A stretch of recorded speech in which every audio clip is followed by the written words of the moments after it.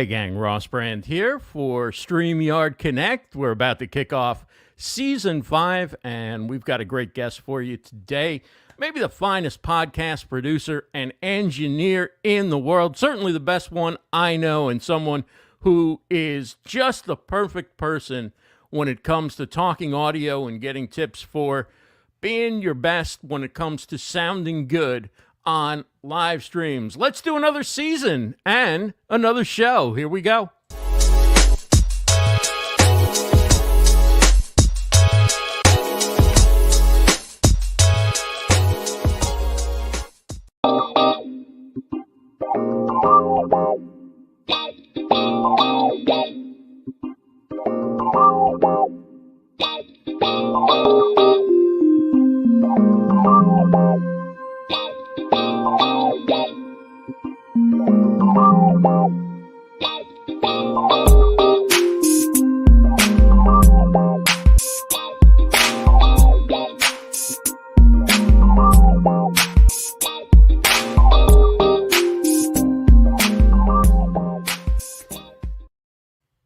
Hey gang, Ross Brand here for StreamYard Connect. Welcome. It's Season 5 of StreamYard Connect. Glad to be with you and glad you're here. Hello to Sue Ann, who's watching on Facebook. Tristan, already here. Great to see you. Welcome to everybody watching on YouTube and Periscope. I always say audio is the most important part of your live video, unless maybe you're shooting a silent movie. Otherwise, the value in this type of live stream, certainly, maybe it's different for gaming or other things, but when it comes to talk shows and webinars and virtual events, presentations, communication in a business context, if your audio isn't good, you're losing the value. If my audio goes out, there's basically nothing other than, well, you could look at my pretty face for a few minutes and then you're like, okay, really, there's not much there. If the video goes out, the conversation continues because 90 to 95%, maybe 100% of the value of what you want to take away from that conversation is in the audio. So if you're having trouble hearing a live stream, if it's unpleasant, if the volume levels are way off, if it's scratchy, if the connection's poor, you're probably going to drop off. However, if you have trouble seeing the live stream, the video might be shaky, but the audio's really good, and somebody's talking about something you need to hear, you're going to stay on, and you're going to stay there and listen. And so today we have Chris Curran here. He's a professional podcast producer. He runs the Podcast Engineering School. He's got a long history in the music industry as an audio engineer, and he's also a terrific podcaster, crossed over 200 episodes of the Podcast Engineering Show. He's a very prolific live streamer, goes live a lot, is really good at it, and can't wait to talk to him in about 15 minutes. We've got some news and other things going on. I see Dana Benz is here, Brad Friedman, Puff Plays, NBC Peacock 2020 Arrow. Welcome. That's an impressive title there. So good to see you all here. I'm excited for another season of StreamYard Connect, and we have a slightly different cover as we are always evolving the look of the show. Let me know if you like this new look or not for the thumbnail cover. Would love to know what you think of that. And meanwhile, if you don't know about StreamYard, well, these are the shows that we have. We have a whole bunch of different shows. I will come back at the end and run down the whole schedule. But Daniel Glickman goes live on Tuesdays. Dana Benz goes live on Tuesdays and Thursdays. Of course, Sunday nights are the town hall. So a lot of different options if you enjoy StreamYard programming. And why wouldn't you? Because you love using StreamYard. And this is a great way to see what people are doing with StreamYard, hear about guests who are using live streaming and audio and video in their businesses, or just come from interesting backgrounds and have interesting stories to tell. as we continue to expand our broadcast offerings and a lot of different options now to watch and view. And that includes in Spanish. That's right. We're having our first show on StreamYard in Spanish. Diana Martinez is a podcaster and live streamer, and she's going to have a live show in Spanish on Friday, 2:30 p.m. Eastern. It's a brand new show. She's going to, if I can translate, I think that's top 5 tips for live streaming or something of that sort. So if you speak Spanish, or you're part of you're part of a group or friends who speak Spanish and they want to learn more about live streaming and learn about StreamYard, send them over Friday, 2:30 p.m. Eastern for Diana Martinez. Get her top 5 tips for live streaming. It'll be on Facebook, on the StreamYard Facebook page, also on the StreamYard YouTube channel. And so that's one of the StreamYard updates I wanted to talk about. The other one, since we're talking about audio, is StreamYard continues to make audio upgrades. We talked about adding volume control, where you can adjust the volume level for your guest or for yourself within StreamYard. You can also now, as you've been for a while, you can turn off the processing. Now it's called cancel audio. No, it's something with echo cancellation, right? So you turn off the echo cancellation. If you turn off the echo cancellation, you should have good microphone. You should be wearing headphones if you have a guest, because those things prevent echo, and then you'll get more of your natural sound across. If you're using good equipment, you're going to get a higher sound quality. And while this isn't something I can show you visually, Gage and Dan have been working on the product, and they've improved the quality of the audio for people who are using that their own audio and turning off the StreamYard processing. So if you're not using the StreamYard processing, you're only going to see the audio quality get better and better. The StreamYard processing is one way that they're able to take audio from very different sources, right? Somebody's talking into a professional microphone. Somebody else is talking into their built-in mic or their webcam mic. If that person talking into their built-in mic or their webcam mic should keep the echo cancellation on, they should keep the processing on, because that will help you. But if you are using a professional mic, if you have headphones on, you can sound even better by turning that processing off, which means you're turning the echo cancellation off, and it also, there's other processing built in. It used to just be called processing. So it's just a name change calling it echo cancellation, but there's several different areas of processing that are involved in that. And so expect the quality to just keep getting better as we have more podcasters and musicians using the platform. This is Gage called it a minor upgrade on the on the town hall. For me, I just love seeing. The audio was really good to start out with the day I first got on StreamYard over 2 years ago. But the audio quality just keeps getting better, and it's pretty awesome to see.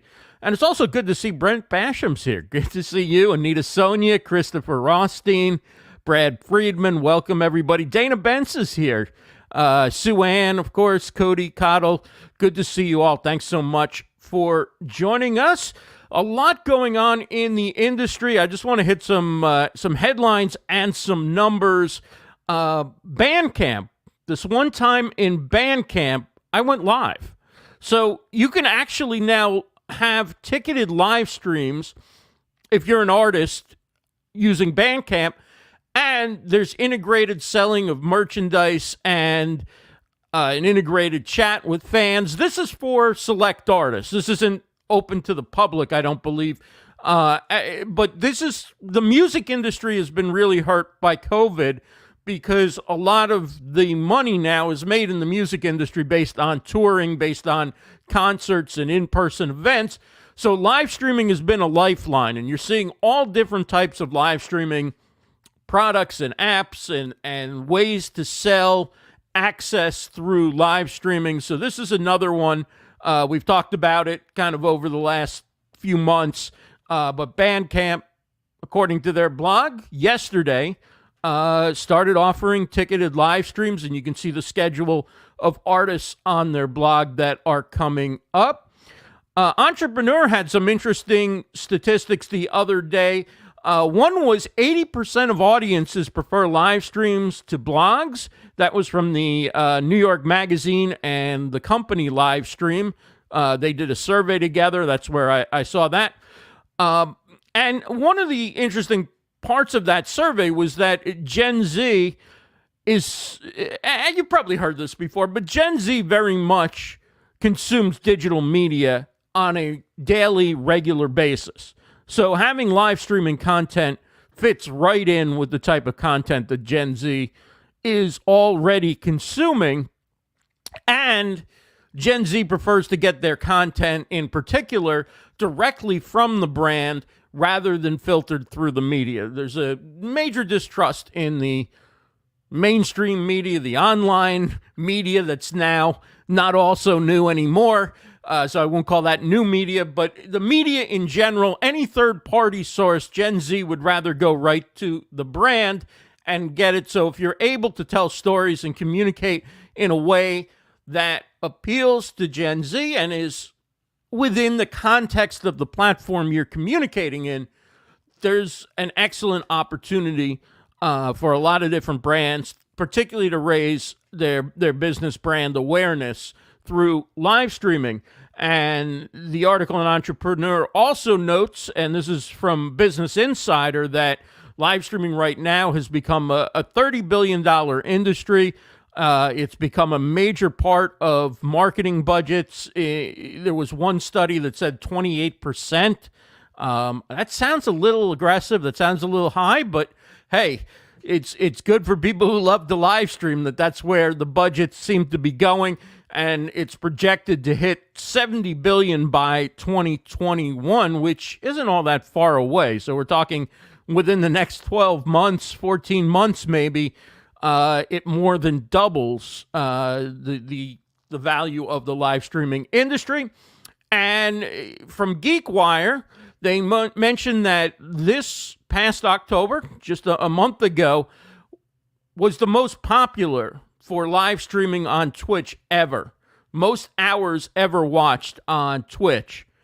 What was interesting is, and I'll give this as a direct quote, just chatting is far and away the most popular Twitch category. Not gaming, just chatting.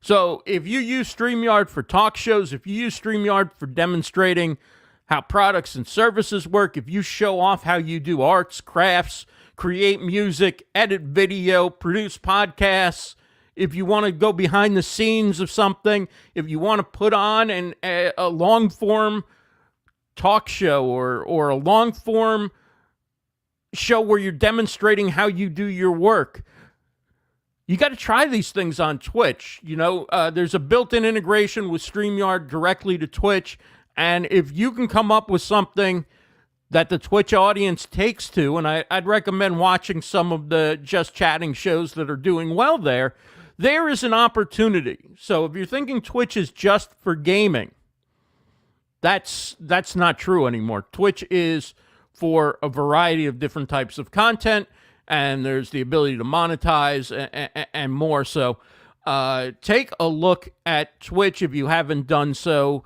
for opportunities over there. And of course, if you're not yet on StreamYard, you can host your show with StreamYard. Get started for free to get a 14-day trial of the premium plan, the basic plan, actually it is, which is one of the paid plans. And I think once you do that, you'll want to stick with it because the basic plan gives you overlays and backgrounds and multi-streaming and so many different great features that we use here on StreamYard Connect. Anything I'm doing, you can do as well with StreamYard. Nothing is too complicated, and if you want to build out a big production, you can do that as well. StreamYard integrates with other tools. But get started, go live, have fun. Head on over to livestreamuniverse.com/StreamYard, livestreamuniverse.com/StreamYard. youtube.com/StreamYard. And with that, let's bring in our guest. He is Chris Curran. He is the podcast engineer, not just a podcast engineer, the podcast engineer at Podcast Engineer on Twitter and Instagram. He's a professional podcast producer. He runs the Podcast Engineering School, where he teaches his students how to prepare for jobs as podcast producers at the highest level in the industry. And he's just crossed the 200th episode of the Podcast Engineering Show. He also goes live a lot. He's had the Podcasters Lounge live stream, which is a great time, and uses live streaming for teaching and for his courses and all different types of content. And he's just a great guy and a good friend. Welcome to the show, Chris Curran. Chris. Hey, it's Ross. good to see you. Good to see you, brother. Thanks for having me here. And yeah, live streaming is awesome. I actually just last night was planning and designing a new live stream that I'm gonna do. I haven't even announced it yet. So, what do you? Can you break that news here or? Well, I actually don't know exactly what I want to do. Like, I kind of want to just play a little guitar and talk about some deeper subjects. Maybe play some chess. Like, I you know what it is? I'm freaking bored over here with this stupid COVID. And I'm like, I can call my friends, but if they don't call back, it's like, what am I going to do? So I'm like, I might as well go live. You could take the guy out of Jersey, but you can't take Jersey out of the guy. Hey, I'm freaking bored over here. What are we doing? What are we doing over here? Crazy. Nothing to do. They just sit around all day.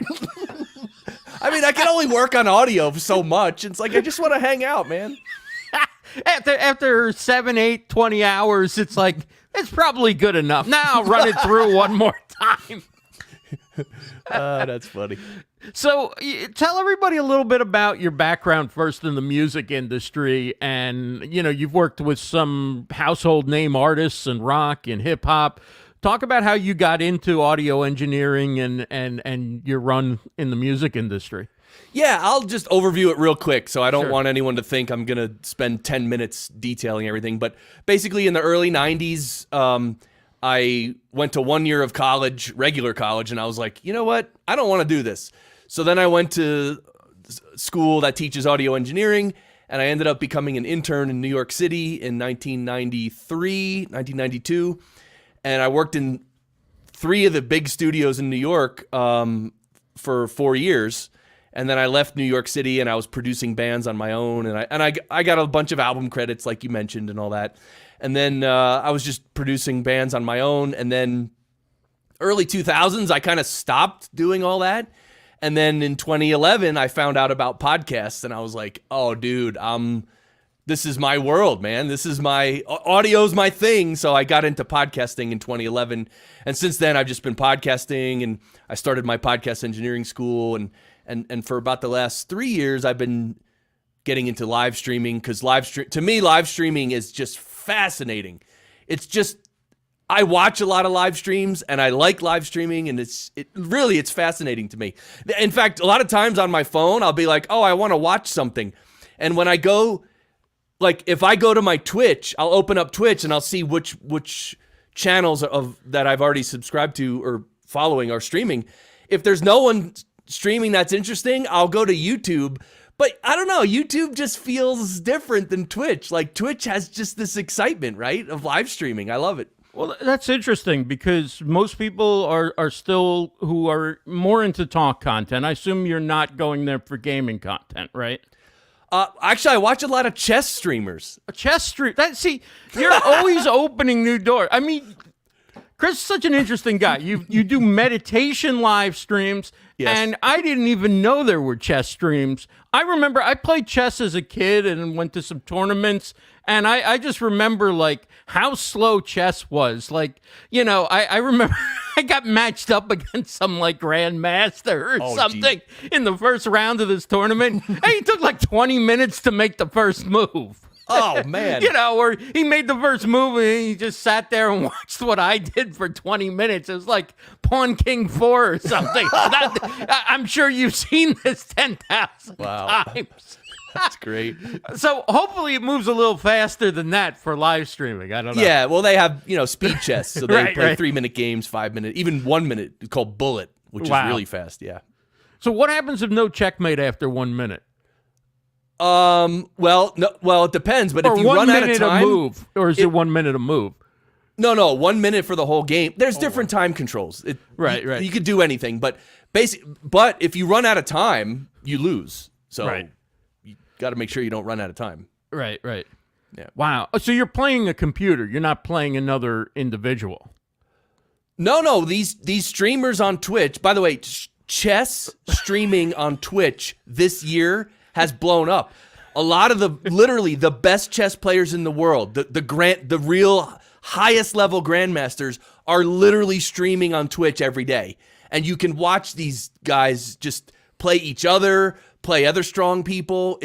It's fascinating. That's something I had never thought of, translating to live streaming. See, I'm always learning something new from you. We're going to get to audio, I promise, in just a couple minutes. But tell us what else, what was it about podcasting? Obviously, the audio drew you in, but was it more about like, okay, here's an opportunity to express myself and be a host, or was it more like, hey, very few podcasters are trained as audio engineers, ding, ding, ding, business idea? Yeah, well, okay, so that's a hard question to answer. I think when I first found out about podcasting, I just immediately knew that because it was audio only, that it would be just literally easy for me. Like it's something I could just easily do.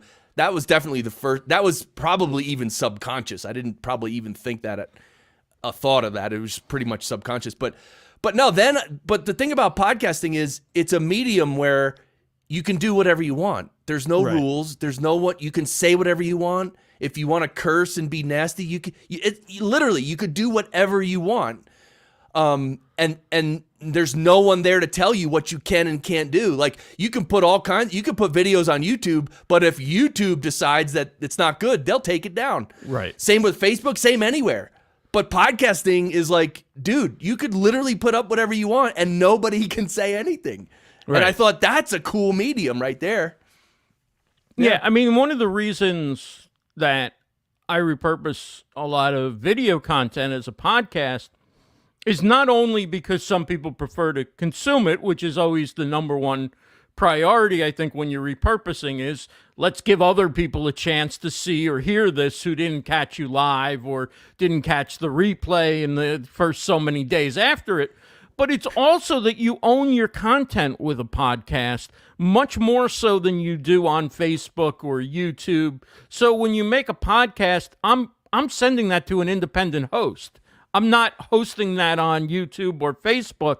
I own that forever, and I feel like that's kind of a legacy play in that, you have different sites that are set up to follow podcasts and track podcasting and so forth, much more so than are for live streaming. So if you're thinking of downloading and repurposing the MP3 that you get or the MP4 and splitting out some of the audio for a podcast, think about long term what people may go to and listen to, whether it's on a smart speaker or a car radio.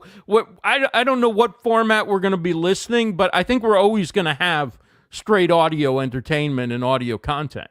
Oh, exactly. Yeah. And yes, Sue Ann, that was my dream, to just go on there and be nasty, F. That was my first episode. I opened with 17 F words in a row. I'm kidding. It wasn't, but that's funny. And then you started a business, the Podcast Engineering School, and you cleaned it up a little bit. Actually, first in 2012, I opened a podcast studio in New Jersey. Oh, wow. A physical studio. I had a physical studio in New Jersey for 3 years, from 2012 to 2015. And I was doing some of my own shows, but I was also producing for others. And that was like, I mean, dude, back in 2012, opening a podcast studio was like unheard of. Like, who does that? But I thought it was cool. I'm like, hey, I can engineer these sessions live, and the people can come into my studio and I can engineer it live, and the local people can bring in their guests and they can sit there and have coffee and talk and then record. I'm like, this is great. And it was great for 3 years. Then we moved to Colorado. That's when I started producing all my podcast shows remotely, which is a whole nother conversation. But yeah, then in 2016, I started podcast engineering school. And that's when I decided, it hit me that, you know what? There's a lot of people who don't know how to produce good audio, but they really want to. So I started my show, which talks about advanced audio production. And then I started my school, which is advanced podcast production.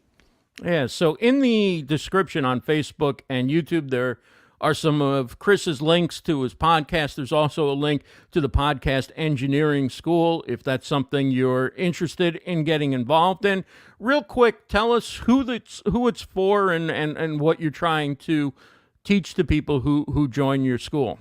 Yeah, so Podcast Engineering School is one of a kind. There's really no other program like it because I go deep into audio production. Like all my audio engineering background from the music business, I bring some of that, quite a bit of that, into this program. So we start from like what is sound, frequency, amplitude, we start from the basics and we build up to everything. We talk about everything in terms of audio production, all different types of equipment, software, plugins, recording, editing, mixing, mastering. Like we go really, really deep. So Podcast Engineering School is not for everyone. It's not. I actually created it for the person who wants to start editing and producing podcasts and making money.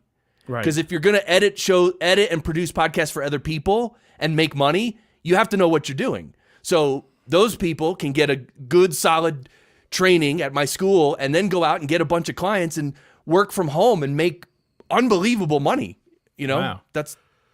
That was the goal, and that's what I'm doing. So, and are you seeing like an uptick in businesses? Because I've heard about a lot of businesses now doing internal podcasting, like just instead of the company newsletter, now they're communicating with their employees and doing training and all sorts of things using the podcasting format, as well as doing podcasts externally based, for their customers. Are you seeing in your business or from your students an increase in opportunities lately?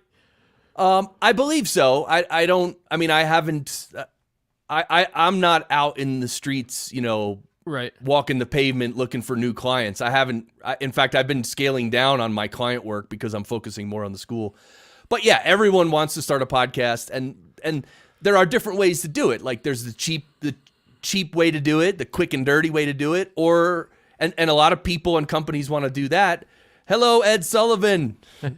And other companies, they want to actually hire a professional because they want it to sound good and be professional. So there's everything is going on right now. It's kind of like chaos, but guess what? That's a good thing for right. If somebody wants to learn how to produce and edit podcasts, this is the time because there's so many people interested in it.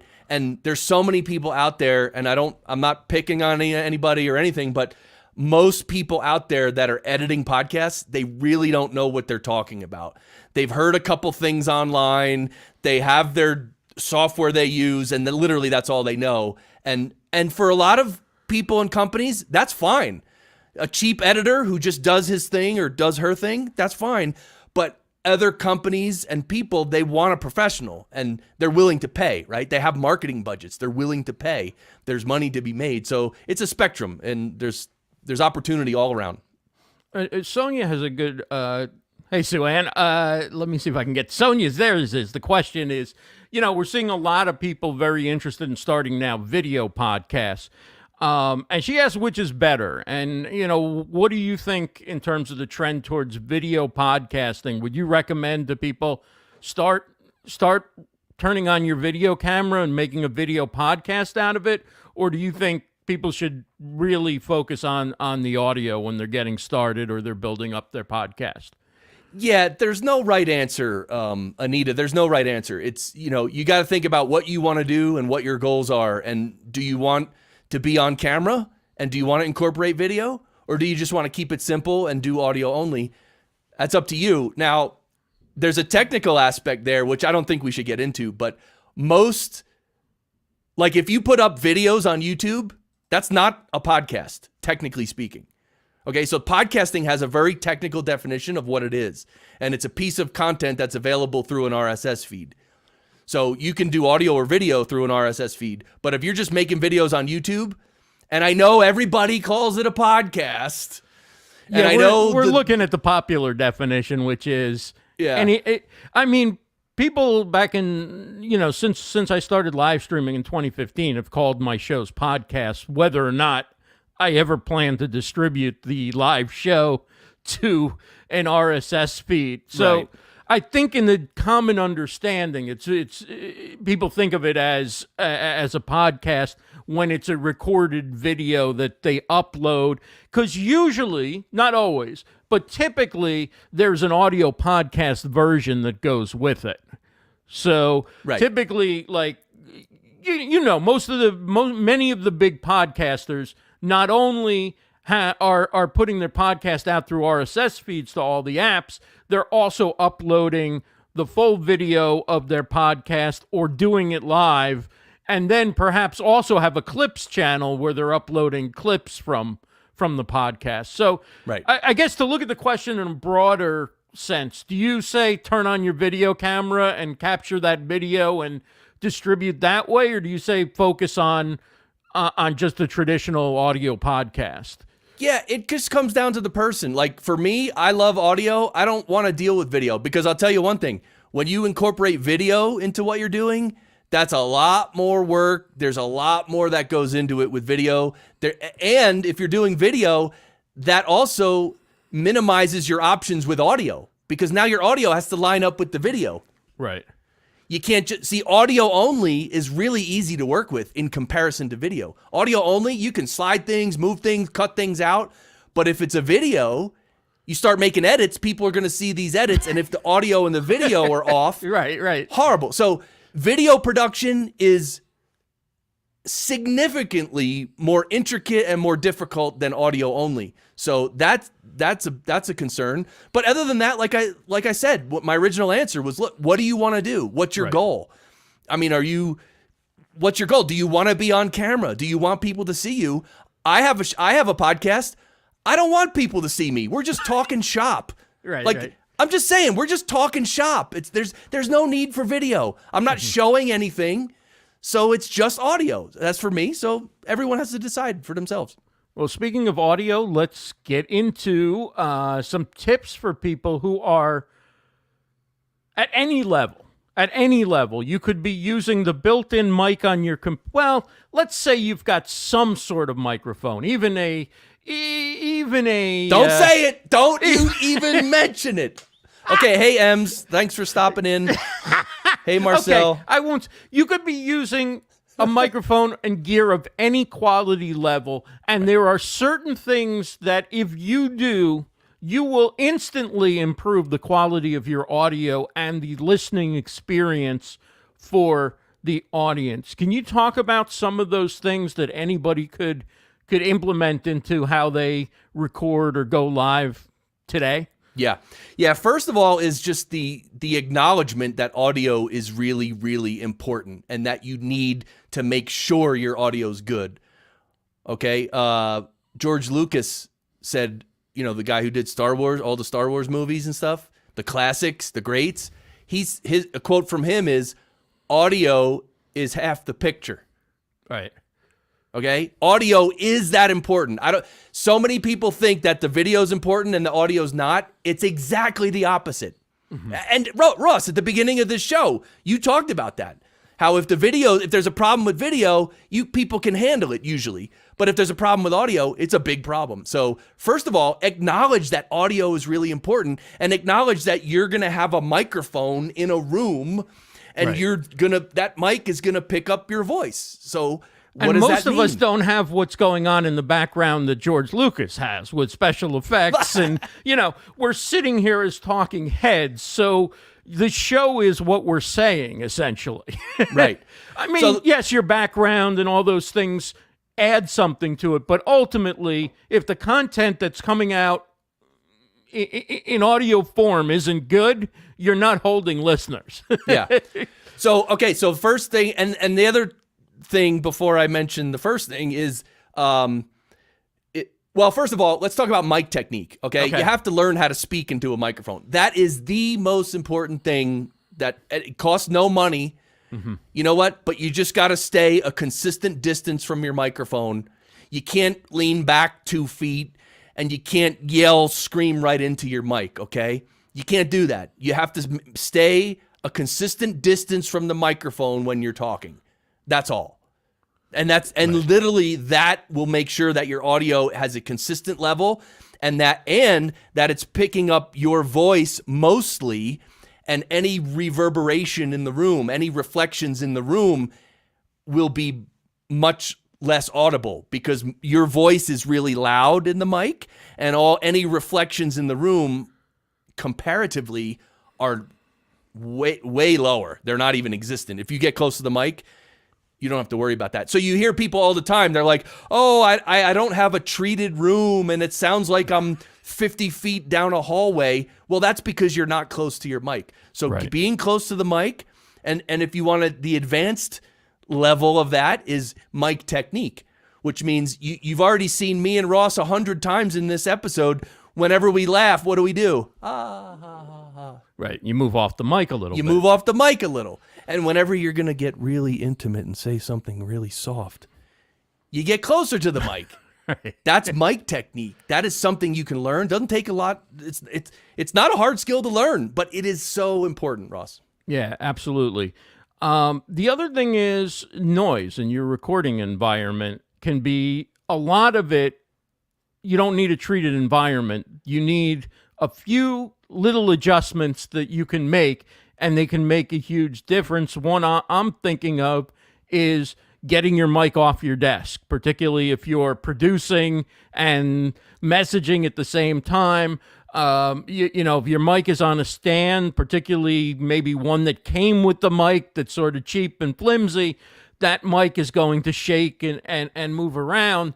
Get it off your desk. Now you can sit up straight. You can sit comfortably. You can move it out of the way when you're done. You have a totally different relationship with it in the room than when it's on your desk and you're forced to sit hunched over a mic for a long period of time. Yeah, I have never understood these companies that sell a microphone that you're going to sit on your desk and that it's like 2 inches off the desk, and like, what are you supposed to do? Hunch over? Like it's literally ridiculous. But but it's cheap, okay? And the thing is, that's why there's one microphone we're not going to talk about. That's the reason it became so popular, is because it's cheap and easy. And people who don't know anything, they just buy it and stick it on their desk. So any desk-based microphone, you got to be careful, because you even put your hand down on the desk and it'll rumble through the microphone. Right. So you're right, Ross. You got to get the mic off the desk. And one other thing is you need wind protection. Look at me. I got this windscreen right here, and I also have this one. I'm using two. Right. To get rid of all the air and the plosives that are coming out of my mouth. That's another big thing. And again, those two things are not hard to do either. Right. And you mentioned about the room you're in and the space you're in. Yeah, you don't need to go out and get soundproofing and all this stuff. But it does help if you have carpet and furniture and maybe some drapes. Like if it's just all wood surfaces and glass, then yeah, the sound's going to bounce around a lot. And of course, this is the reason why a lot of people go in their closet to record, because it absorbs all the sound, and it's really good actually. So you can get an area rug or get something like you could see back against the wall. I have those foam pads leaning against the wall. I have 3 huge foam pads leaning against my wall, and they absorb a lot of the reflections in this room. And of course, carpet, you can see my carpet. It's hard to point at things backwards. Yeah, I mean, I have blankets and stuff all over the area on near me, right? I mean, there's certainly a lot more I could do, but there's some other basics as well when it comes to recording or going live. What are a few of the other things that you emphasize?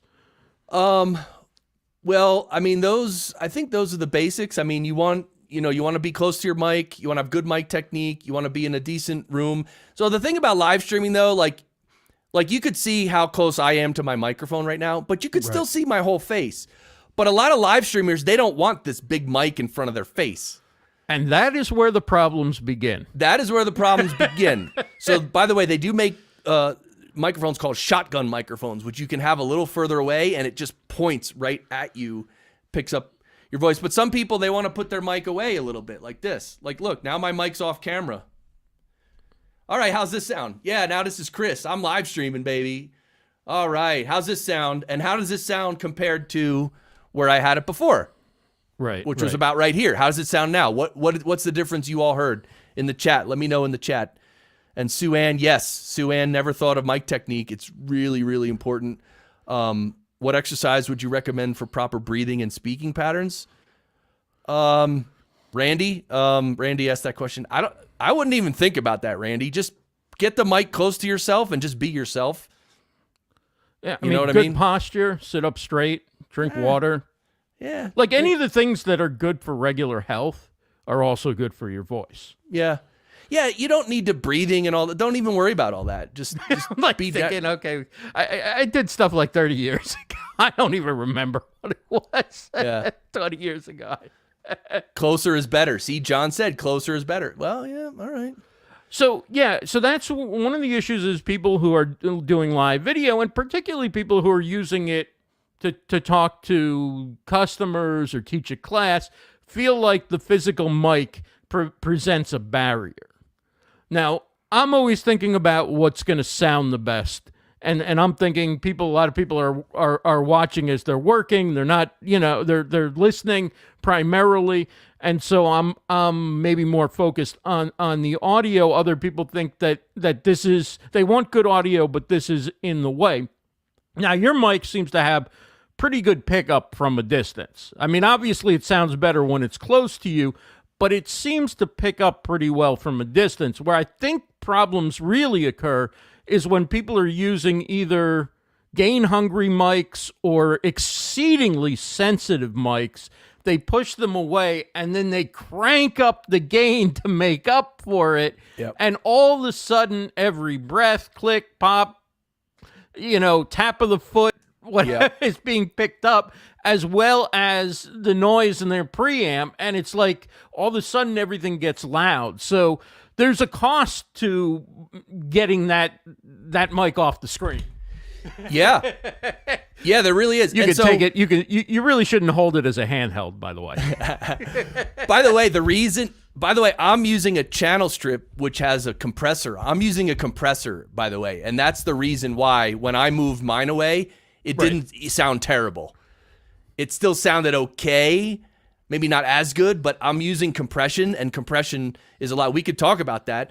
Sure. if you are, by the way, Brad Friedman, sure, man, glad to be here. If you have any specific questions, let us know. But no, so I use what's called a channel strip. So every microphone has to be plugged into a preamp, and the preamp is the thing that boosts the level up to line level. Line level is where the level should be to record and to stream and everything. Microphones, they output a signal that is very weak, and you need a preamp to crank up the level so that you can stream it out or record it, right? Every mic needs that, period.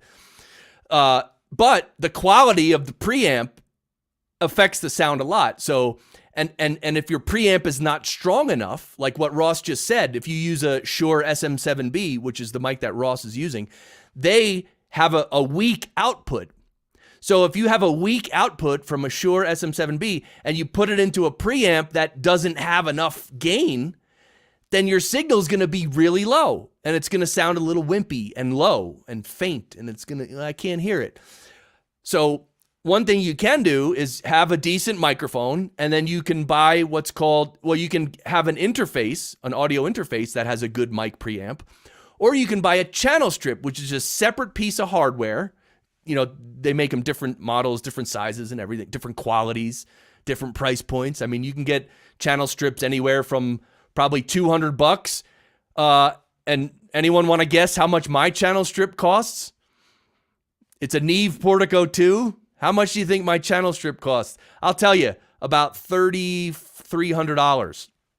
Now, that's because I'm a crazy audio guy, right? And I bought this channel strip, This is a once in a lifetime purchase for me, right? This channel strip is amazing quality, and I'm going to use it for the next 50 years. No joke.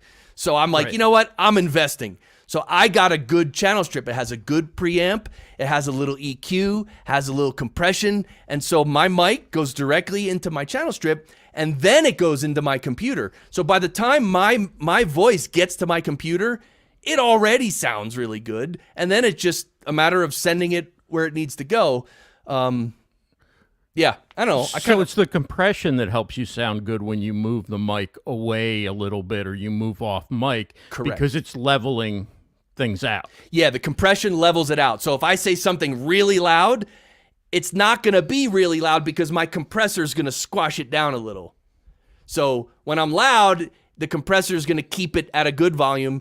But then when I'm soft, the compressor is just going to let it come through. Yeah, it evens out the levels. That's how you can think of a compressor. You ever used an SM7B as a handheld mic? No. Wait, what did you... I was trying to demonstrate putting the mic far from you. And the ship came down, which is another tip. Once you get the mic set in place, you don't really need to touch it and move it. Wait, the mic, your stand broke? Your boom arm broke? It came off. It came off. Okay. Can you screw it back on? I tried to. I need a little more time than we would have in between. So you're gonna hold that? That's cool. Yeah, all right. See, it's like lifting. It's like lifting weights, holding this thing. Rolling with the punches. And it's also why it's good. Another tip is to have a backup mic very close by with an XLR cord or whatever connection, so that had I done that, I could just quickly plug in like a Sennheiser E835 into another port, turn this one down, turn that one up, and yeah, I'm holding a much more comfortable to hold mic. Yeah, that's true, but that's rare. Like I don't have a standby mic ready to go. I don't think that's really that realistic. Well, for most I people. have them in the same room that I'm in, so having them like exactly where I could grab them quickly would be a smart upgrade. Right. So Brad asks, can you connect a microphone to the channel strip and then to a mixer connected to the computer? Yes, you can. I would ask why. So here's the thing about mixers. People who don't know anything about audio, some people think they need a mixer. And for literally most everything you want to do, you don't need a mixer. Now, there are cases where you do need a mixer, but here's the thing. With audio, you want to keep it as simple as possible. The signal chain. So the signal comes out of my microphone, goes to my channel strip. From there, it goes into my interface and into the computer. That's it. The less amount of hardware you need, the better. Like, keep it simple, the better. Now, if you need a mixer, then get a mixer. That's fine. Yeah, you can definitely do it. And then something comes into play called gain staging, where when the audio leaves one piece of hardware and goes into the next piece of hardware, usually you have an output level and an input level. And you got to get those input and output levels correct so that the level stays good all the way through all the equipment. Because if it's not, if it's really low, then you crank it up, it'll be distorted. And you'll be like, why is the audio distorted? Well, it's because you have one input gain cranked up too much. So that's called gain staging, where you balance the level from hardware to hardware. You make sure it travels at a good level. And the same thing applies in post-production with plugins and stuff. But anyway, I don't want to get too crazy too quick. You basically, in digital audio, you don't want to hit the red at all, right? At any time, because then you're distorting yourself, or is that too extreme? No, you're right. I mean, in general, 0 is the top. And yeah, if you start going above 0, that's when distortion happens. So you want to stay below that, but it really depends on the equipment you're using, how close you can get to that, or how forgiving 0 is. Like, I'm using a Sound Devices Mix Pre 6, and it has an analog limiter on it, which means my Mix Pre 6 doesn't let the audio get all the way up to 0. If the audio gets real loud, that limiter just pushes it down slightly right at the very top. So it will never distort. Right. I could turn this up 40 more dB, it still wouldn't be distorted. It would sound weird. Should we try it? Yeah, it's like riding the volume a little bit, but it'll be like, right? It'll be a little wavy, well, but... So I'm going to crank up the volume, but that limiter is going to keep it squashed down. So it's just going to sound weird. So, all right now it's at the normal level. Now I'm up 11 dB. Now I'm up 20 dB. Now I'm up 39 dB, baby. How's this sound? Very distorted. Even Okay. though you got analog limiters, at that point it is sounding sort of distorted. Yeah, so now I'm back to normal, and it sounds Right. fine. But anyway. But the fact is, with analog limiters, which most products don't have that are on the consumer side, you can push the gain a little more. Right. Like you would with an analog board, because with an analog board, you can do it whether there's limiters or not, because distortion's much more gradual, right? As you go over zero in analog. Yeah, well, technically analog doesn't have a zero, but yeah, you can Right. push analog a little more than digital. In general, that's true. Dominic says he's receiving a lot of hiss on his recordings. What could be wrong? It could be a gain staging thing. Yeah, just the gain. So if you also, it could be a million things, by the way. So this is a good example where you just have to try different things. Make sure your preamp is set properly. Make sure your interface is set properly. Spend like an hour just testing and recording little snippets and seeing the level. Record a little bit, see how it looks on the screen.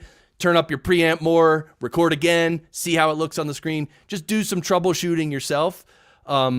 And obviously make sure all your connections are good so that all the audio equipment is connected properly. And yeah. So Brad had the question earlier about connecting a channel strip, for example, to a mixer. Right. Basically, you would need at least an audio interface with most channel strips. So you connect it to an audio interface, which then converts it to digital, or are there digital channel strips that are good? I haven't looked into that. There must be a channel strip that also acts as an interface, but I don't know of one and I don't use one. But yeah, normally if you are using a channel strip, you come out of the channel strip and go into an audio interface, which digitizes the audio and brings it into the computer. Yes. And so there's no need for a mixer at that point if your only purpose of having that device at that stage in the chain is to convert analog to digital to send it into your computer, because an audio interface is made for that purpose primarily. It's going to probably do it better even at the consumer level, maybe much better, right? Yeah, correct. So the only reason you would need a mixer ever is if you want a bunch of inputs. You want to have your mic as an input. You want, let's say, like for my show, I play sound clips out of my iPad. So maybe I'll bring my iPad stereo left and right into the mixer. Right. Maybe I have 3 people sitting with me around a table and I need to plug in 3 other microphones. So when you start plugging in a bunch of inputs, that's when you need a mixer. But if it's just one person, then you don't need a mixer. And then, not to confuse things, but the interface that I use, the Sound Devices Mix Pre 6, it's an interface, but it's also a mixer with multiple inputs. So there is hardware that can act as an interface and a mixer as well, right? So are you monitoring both your voice and the conversation through the Mix Pre 6, the Sound Devices headphone output? Yeah. So I have my headphones plugged into my interface, and then I can hear, I can hear myself and you, although I don't do it that way, but yes. Right. I do it a different way. I don't need to hear myself. And I'm not, a lot of people who they want to hear themselves really loud in their headphones. Oh, I can't hear myself, man. Oh, it doesn't sound right, man. Oh, I need more volume, man. Like, that's a recipe for disaster, because if the more you turn it up, a little bit of it is going to leak out of your headphones and go back into the mic, and it's going to be like, it's going to make it sound weird. So the way you monitor, you should monitor at a lower level, not loud, and you shouldn't need to hear your voice loud. I mean, you can hear it through your own head. You don't need that. So when it comes back through a little bit, makes you sound like you're on an oldie station. Yes. With that Hey, we're playing the hits Yeah. from the 60s. And that little bit of like echo that they put in. CBS 101.1. Exactly. I'm Harry Harrison, the morning mayor. What's up, Jason Bryant? What's up, Randy Regis? So, what are some basic gear for people who don't have much audio gear or any? They're looking to get started, and something that's affordable, but in the affordable range you feel is really good quality and starts you on the right way to build your kit so that you can sound good as you do the other things as well. Yeah, I mean, there are so many options, and I'm not like it. Just best to do your own research, and just it doesn't take long to do your own research. But yeah, like all you need is a decent mic, and you need it set up decent. Like you and I both have boom arms, though now your real arm is a boom arm. Yes. Your right arm is a boom arm now, Ross. And actually, It's working very well. So you need I'm for hire. You can rent me for an hour. Get Ross to hold your mic the whole time. So you need a decent mic, a decent stand or a boom arm, and you need a decent interface just to get the audio into your computer. That's the simplest setup. The Focusrite 2i2 is a good, cost-effective, and a good quality interface. I think it costs about $160. Yeah, and then there are other interfaces that are just as good or better, but of course the price starts going up. So I don't know. I'm always here's my philosophy of buying gear. I always want to buy really good stuff. I'm willing to make the investment. I'm willing to do the research, and I'm willing to pay a lot of money to have really good stuff, because then I sound really good, and this good equipment's going to last a long, long time. So to me, it's worth the investment. Other people, I understand if you don't have money, if you need something cheap, you don't know what to do. I get it. But if you do have the money, or if you can save the money, investing in good stuff, to me, is always worth it. It's just always worth it. Are you up against the clock, or can you hang out for a few more minutes? Oh, no, I'm good. Okay. So what I want to ask you mentioned getting an audio interface. Digital mics are making progress. Shure just came out with one that is somewhat like the mic that I'm using, but it's aimed for people who want both a digital option and an XLR option. Primarily, you're going for the audience that wants a digital option. Is using a digital mic, as they get better and better, can you have close to the same quality going around the extra step of having a mixer or an interface, or are you always sacrificing something when your mic is digital? No, if you get a good USB microphone, it can sound just as good, sometimes even better. So I'm glad you brought this up, because we've been talking about channel strips and interfaces, and you don't need either of those, okay? Like if you get a good USB mic, the mic you're referring to is the Shure MV7. Yes. And I actually recently helped Carolyn Rivera, the wife of the one and only Ralph M. Rivera. Okay, I have to name drop both of them. What's their company? Give their company, Podcaster's Toolkit or something? Podcaster's Toolbox. Toolbox, that's it. So she got an MV7. It's a USB mic. She has it on a boom arm. Right. And it comes with a little app with some settings, a little EQ settings, and even a little compression settings. And I got to tell you, to me, with the mid-level compression setting, sounded good for $270 or something. So yeah, USB mics are very good. And if anyone is just a solo podcaster, like if you just want to get your voice into the computer, that's actually probably the best way to go. Just get a good USB mic and you go right into the computer, and that's really good. And if your guest is always remote and you're using a third-party tool like StreamYard or, Zoom, whatever, to Squadcast, yep. Yeah, exactly. You could probably get away with using a USB mic almost all the time. Yes, and see, the way you said get away with it, it's nothing getting away. It can be just as good quality or better. Like it's a USB mic is a perfectly valid solution. Basically, Very it good. has an audio interface built in, and as that technology gets better and better and smaller and easier to make, and I'm talking like I know what's involved. I've No, but ever you're seen the right. parts. But as that gets, a company like Shure making it isn't the same as a company that made budget mics for a long time, and like when Shure does something, they tend to do it at a high quality. And we're actually going to have later on, we're going to have Laura Davidson joining us a few episodes ahead, who's from Shure, and she's going to talk about that mic and how it compares and, how to get the most out of it. But what you said is interesting, because if you use that mic analog and you plug it into a mixer interface, then you're not able to use any of that processing that comes along with the computer app. But if you send that audio directly from the mic into the computer via digital, you now can add that compression and you can add EQ. And there's another interesting thing, because we're talking about the value being close to the mic. Shure, they're a company that wants you to do really well with their mics, and they put in a far away setting and a close setting. Now, I don't know how it sounds until, I really hear a few more tests. But I know that in watching a couple of videos with the mic just being used as digital, it sounded really good.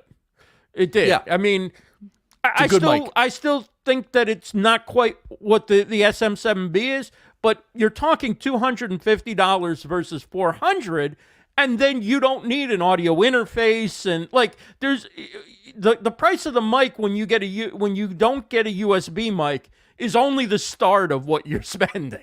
Right.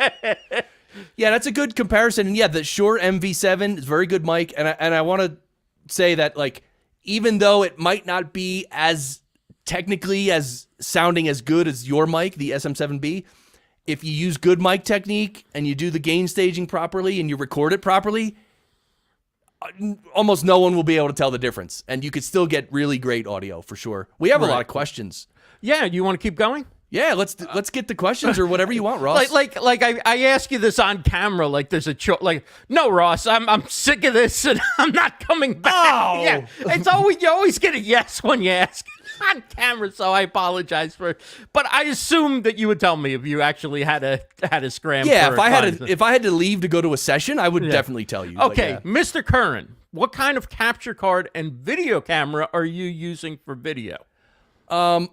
None. I have an iMac Pro computer that's about 2 years old, and it's the mic on the iMac Pro computer. It's the camera. The camera on the iMac Pro computer. That's it. And I have a light. I do have a light right there, as you can see how bright my hands are. So I have a light, and that's it. How about the digital photography school on YouTube mentions dental? Dental. I just think digital dental photography school. Yeah. ATR 2100X, but plans on getting the MV7 for people who aren't ready to commit to the MV7. Samson Q2U and ATR 2100, 2100X. You still think those are decent mics for getting started? Yeah, they definitely are. Yeah, and I haven't done any comparisons between those mics, but again, if you you can have any of those mics, and if you use it properly, you'll sound really good, and that's it. Right.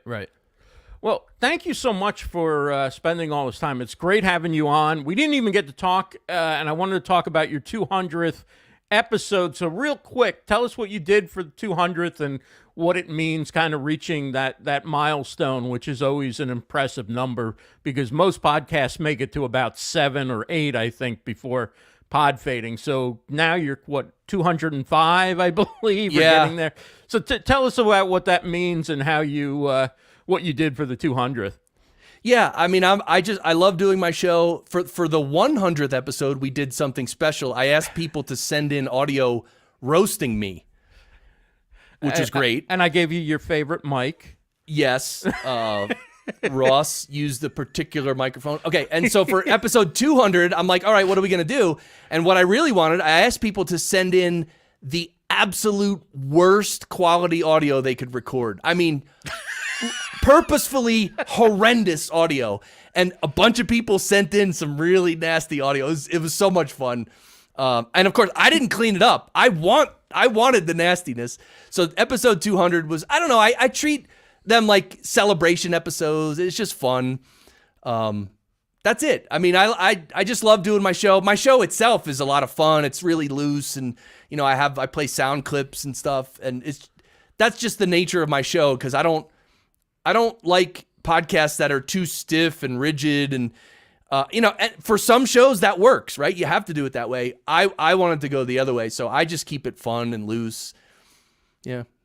And are you doing the Podcasters Lounge right now, or you have a new thing you mentioned coming up? Where can we find out? You know, keep in touch with when you're going live. And yeah, well, the Podcasters Lounge is a Facebook group, and I also was doing live streams every week, but I haven't done live streams there in a little while. So the Podcasters Lounge is a cool group if you're a podcaster or a streamer on Facebook, if you want to join that group. But yeah, I might do some more streams. You know, as Ross, as you know, if you do a weekly show or a weekly anything, right, that's a huge commitment. Like, this is what beginners don't understand, right? Oh, a weekly show, I could do it.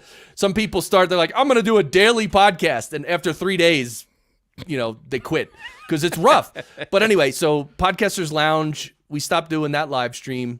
But yeah, I might start doing something else. I haven't figured it out yet. But also, Pumice had a comment here. Sometimes monitoring yourself helps to compare to your guests and adjust your level or theirs to match one another. I would push back on that a little bit and say that when you're talking into your mic and simultaneously hearing yourself in your headphones, it's really hard to judge the level because you're hearing the voice in your head. You can look at a meter. That's a better way to do it, is looking at a meter. And again, there's nothing wrong with hearing yourself. And it can give you clues if you hear it, but when that's why I like when you go to some of these conferences where you can try out different microphones. You know, you put on headphones and you walk up to a mic and you say, "Hello, testing. I'm testing this mic," and then you go down the line and you know test the next microphone, and you can hear your own voice. But let me tell you something. That's not a good way to judge the microphone, because you're not only hearing your voice through the microphone, you're hearing it through your head. And so you can't judge audio like that. You just can't. It's not a good judgment. Well, I find that when I monitor in my headphones, just hearing myself louder in the headphones reminds me that I'm actually on, and I don't need to be shouting to you, Chris, so that you can hear me in Colorado or wherever you are right now. But if I don't have headphones on after being used to wearing headphones for so many years, I immediately think I must not be loud enough. And then I get loud. You know, you start going up the stairs, and then you got nowhere to go when you get excited around something, right? I want to. Let me bring in this real quick. Ambassador Emmanuel Gabari says he's tried using a lapel mic and an ear pod during his StreamYard streaming using his phone, but still hears external sound any vehicle that passes his street. What audio should I use to avoid external noise? And let me just mention that there had been a time, and I don't know where it's at now, but if you're going live directly from your phone, I don't think that necessarily external mics work all that well, although if you plug it, I'm not positive. There was a time you couldn't use like an adapter or an interface when you went through a browser-based product like StreamYard. I don't know what the situation is now, but do you have experience at all working with lapel mics or those type of video mics? Yeah, lapel mics and your earbuds and stuff like that. There's a big problem with mics like that. A lapel mic, look how far away it is from my mouth. It's far away from my mouth. Earbuds mic, it's hanging on a wire. It's probably like right here or something. So the thing is, the microphone that you're using is far away from your mouth, which means that to get your level up, you have to crank up the level of the microphone, which in turn brings up the level of your surroundings. So that's called signal to noise. The signal is your voice. You want your voice picked up. The noise is everything around you, which you do not want. Right. The answer is try to use a mic where you can get closer to it. Even those old school headsets with the little boom arm that comes in front of your mouth like that, that would even be way better because the mic is right in front, like basically right in front of your mouth. So that's all it is. It's just, to me, it's a signal to noise ratio thing. The other thing is vehicles passing by, like try to be in a room or something and close the windows where you can't hear cars going by. Like that's, you got, like when you are capturing audio with a microphone, you need to think that you're in a recording studio now. Okay. And your recording studio should be really, really quiet. If your recording studio has an open window with cars going by, that's horrendous. That's terrible. So you got to be in a quiet place and you got to, have the microphone close to your mouth. Again, it just comes back down to those basics. Unless, of course, you're covering the Indy 500 or something, then you want to hear the cars go by a little bit. Totally. But you would still use one of those headsets so that your voice goes right into that mic and it doesn't get caught up with all the noise. Hello, Saeed from Saudi Arabia. Happy to see you here. Good to see everybody here. Thank you all so much for being here. But thank you, Chris. Podcast Engineering School and Podcast Engineering Show. Links are in the description. Check them out. Chris is a great resource. Catch his live streams. Check out the Podcasters Lounge on Facebook. It's a Facebook group. Sometimes he goes live. What else you got coming up? Anything else you're working on right now? Not really. I have some smaller courses on the site. And yeah, you mentioned everything. By the way, Sarah is asking, is a mic and a headset required to do live shows? I mean, yeah, Sarah, you need a mic. Like, you need a mic, and the better your microphone, the better quality it'll be. Like, without a microphone, I don't know, how are you going to even capture your voice, right? Like, I don't even understand that. So, yeah, you need a mic. Even if you're just talking into the computer without anything, you're still using a mic. You're using the computer's built-in mic, which is probably the worst option that's available. The computer's built-in mic is always the worst option. Second worst is usually the webcam's built-in mic. Right. Because that's generally farther from you than even the computer's built-in mic. Yeah. And Sarah, if you want to ask a more precise question, tag me in your question and I'll answer you on Facebook. And thank you, Chad, for being here. Glad you appreciate it. Thanks, Sue Ann.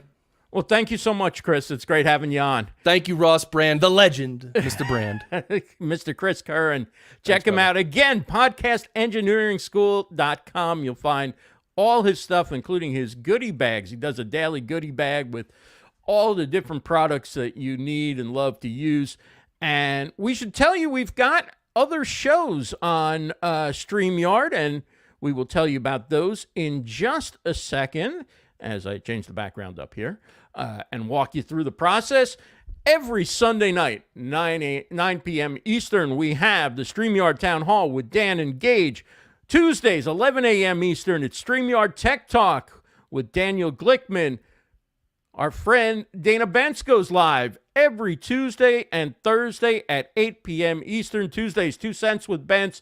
Thursday is the StreamYard Spotlight, where she and her sister Kelsey interview you, the StreamYard user, about how you're using the platform.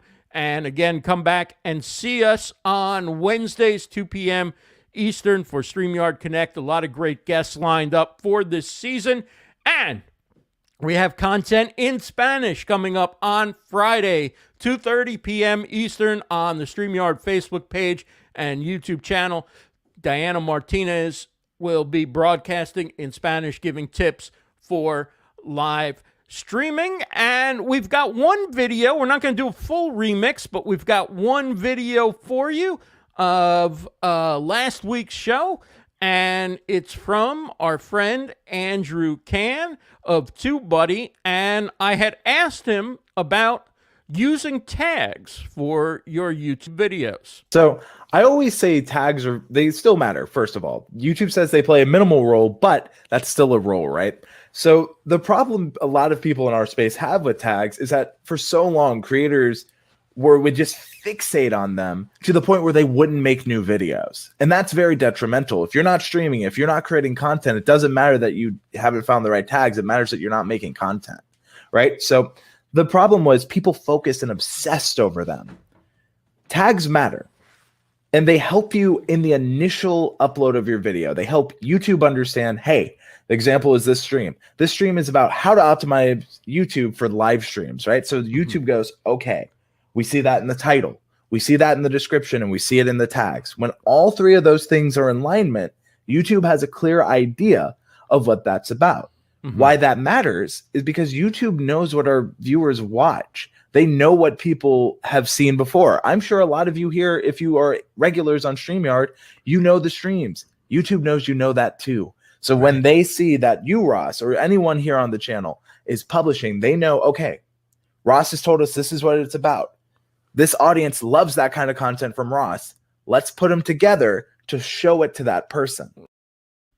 So many great tips from Andrew Can of TubeBuddy. You can catch that episode and all of last season's episodes on the StreamYard YouTube channel, youtube.com/StreamYard. And if you're not using StreamYard yet, sign up. Start going live with StreamYard, livestreamuniverse.com/StreamYard, livestreamuniverse.com/StreamYard. Catch the rest of our shows, and we will see you back here next week, 2 p.m. Eastern on Wednesday for another episode of StreamYard Connect. Take care, everybody.